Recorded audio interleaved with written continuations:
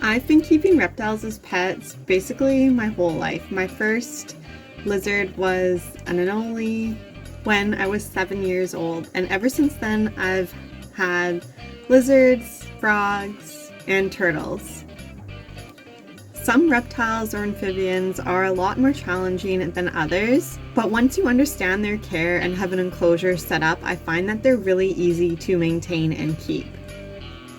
Research is really important, and getting facts from different resources instead of just one person or one website is really important. It's also important to consider their lifespan because reptiles tend to have long lifespans, especially turtles and tortoises, and keeping one is a commitment.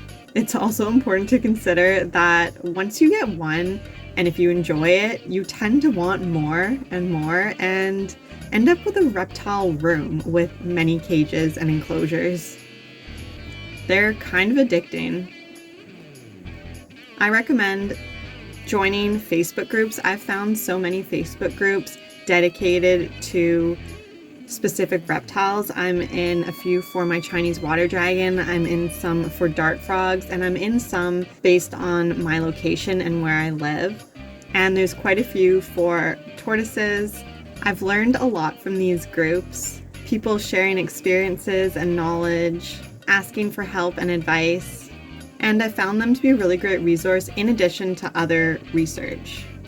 One of the most important things that I've learned is the importance of keeping a schedule, keeping a record, knowing when I have fed my animals, when I have last sprayed down their tanks, when they have received new lighting, new light bulbs, when they've had a deep clean of their enclosure, when I've added new plants. Basically just keeping record and track of everything is really helpful and keeps me on top of all the things that you need to do regularly for reptiles.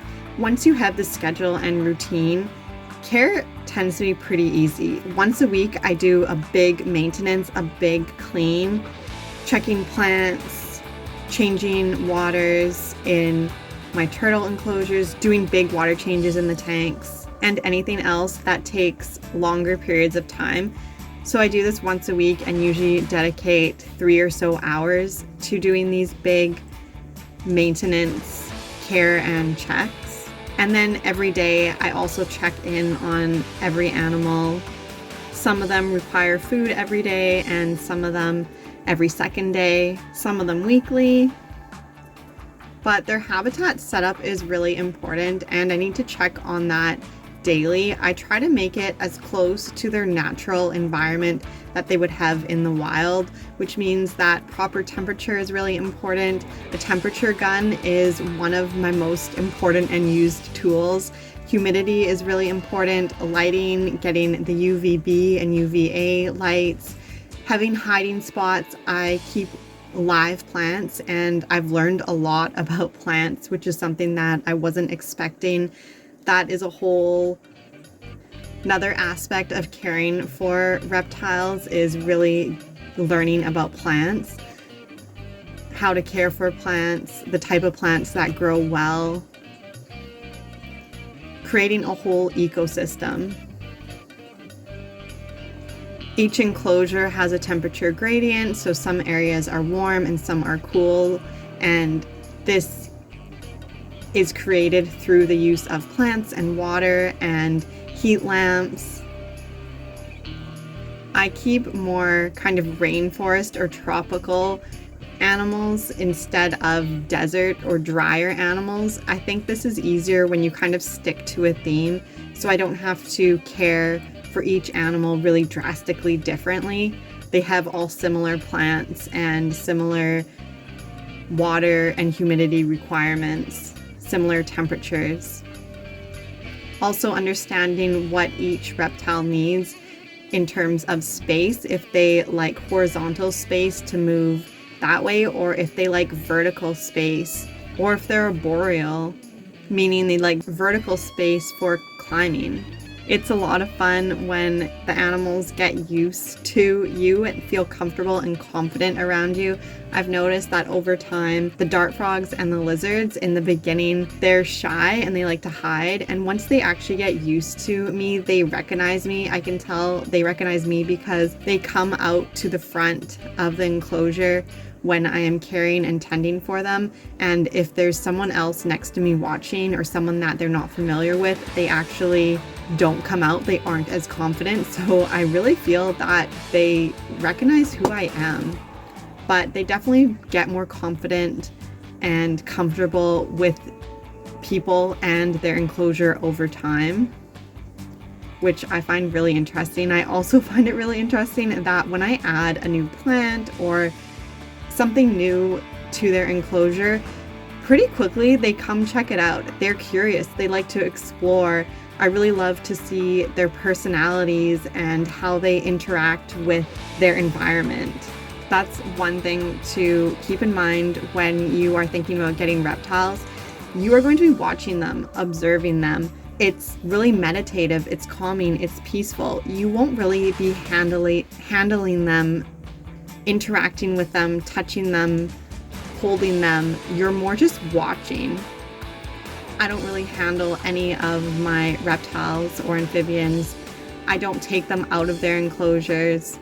I really try to respect their boundaries, and I feel that they prefer minimal interaction, even though they really don't mind me watching or putting my hand in their enclosure while I'm maintaining their environment. Another thing about keeping reptiles is that they really only eat live food. Besides my turtles who eat pellets, but they also prefer live food, all my lizards and the frogs, they only eat live food. That means that I have to have live worms and flies and feeders. I have to keep those, and they're live bugs. I was never super fond of bugs, and I've gotten a lot more comfortable around bugs and worms and creepy crawly things because I have to feed the feeders.